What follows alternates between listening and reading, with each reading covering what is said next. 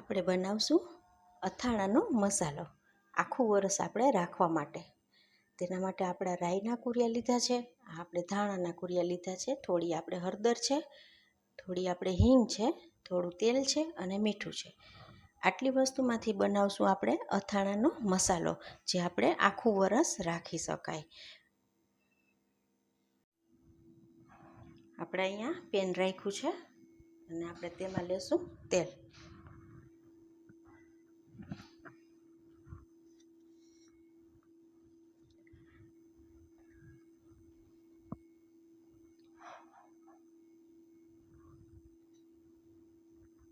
તેલ આપણું ફૂલ થવા દેવાનું છે.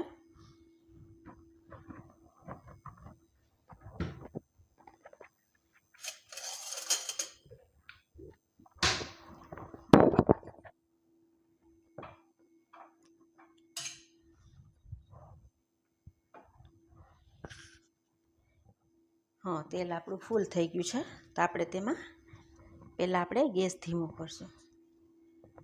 આપણે તેમાં હિંગ નાખશું, રાઈના કુરિયા નાખશું,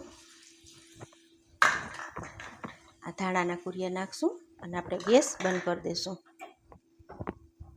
અને આ રીતે આપણે હલાવી લેશું.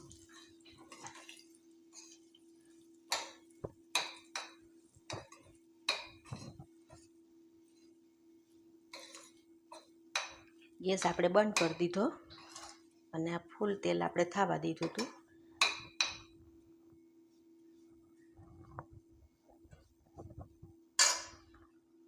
ને મીઠાનું પ્રમાણ આપણે વધારે લેવાનું છે.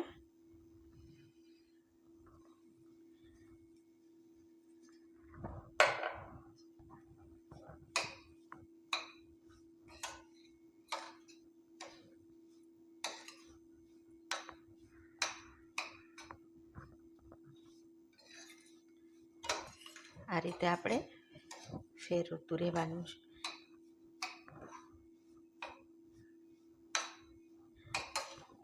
આપણે ગેસ તો બંધ કરી દીધો, પણ આપણું વાસણ છે ને તે ફૂલ તપે છે, એટલે આપણે એને ફેરવતું રહેવાનું.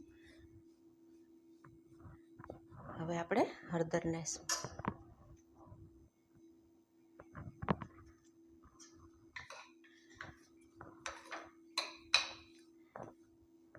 આપણે આમાં મરચું પાવડર લેવું હોય તો લઈ શકાય, પણ આપણે નથી લીધું.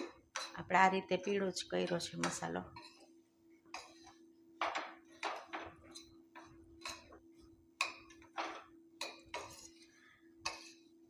સરસ થઈ ગયું છે. હવે આપણે તેને ઠંડુ થવા દેશું.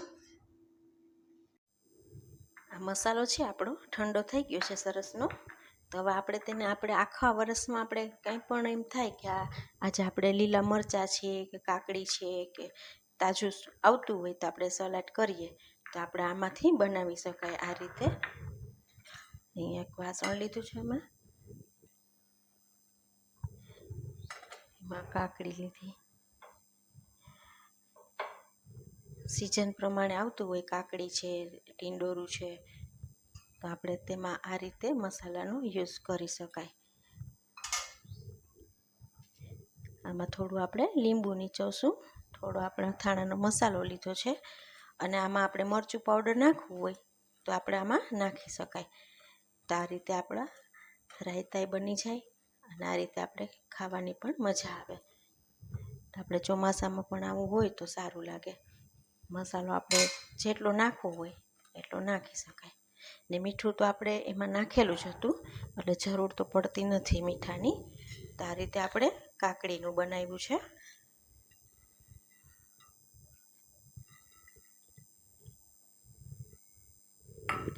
આ આપણે કાકડીનું લીધું છે, બનાવ્યું છે.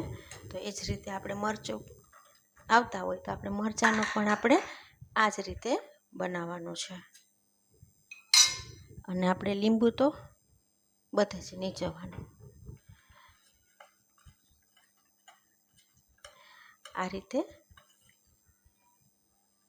આ રાયતાવાળા મરચાં થઈ ગયા છે. તો આપણે તેને પણ એક વાટકીમાં લઈ લેશું.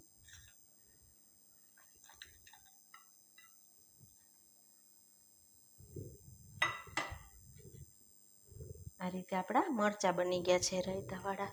ને એ જ રીતે આપણે સિઝનમાં તાજા ગુંદા આવતા હોય તો આપણે તાજા ગુંદાને પણ આ રીતે જ આમાં આપણે મરચું પાવડર નાખવું હોય તો નાખી શકાય, તો સારા લાગે. તો ગુંદાને પણ આપણે આ રીતે મસાલાવાળા કરી લઈએ. આ જે તાજા ગુંદા આવતા હોય તે આપણે તાજું ગુંદાનું સલાડ ખાઈએ તો એ આ રીતે બની શકે. અને મસાલો તો આપણો 15 દીમાં તો રેડી થઈ જાય, એટલે પછી સારો જ લાગે. આ આપણે તાજા ગુંદાનું રાયતું કર્યું છે. તેને પણ આપણે વાટકીમાં લઈ લઈશું. આમાં પણ આપણે મરચું પાવડર લીધું હોય તો સારું લાગે. આ છે આપણું તાજા ગુંદાનું.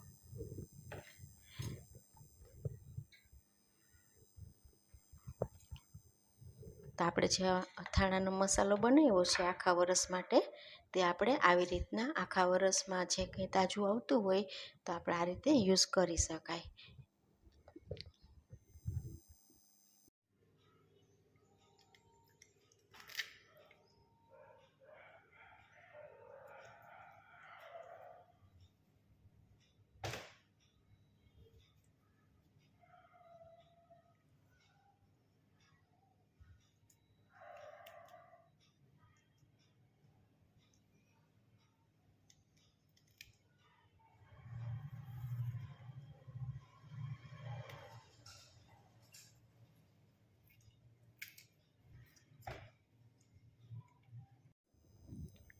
તૈયાર છે આપણો અથાણાનો મસાલો. આખું વરસ રાખી શકાય અને આપણે સિઝન પ્રમાણે આ રીતે રાયતા પણ બનાવી શકાય.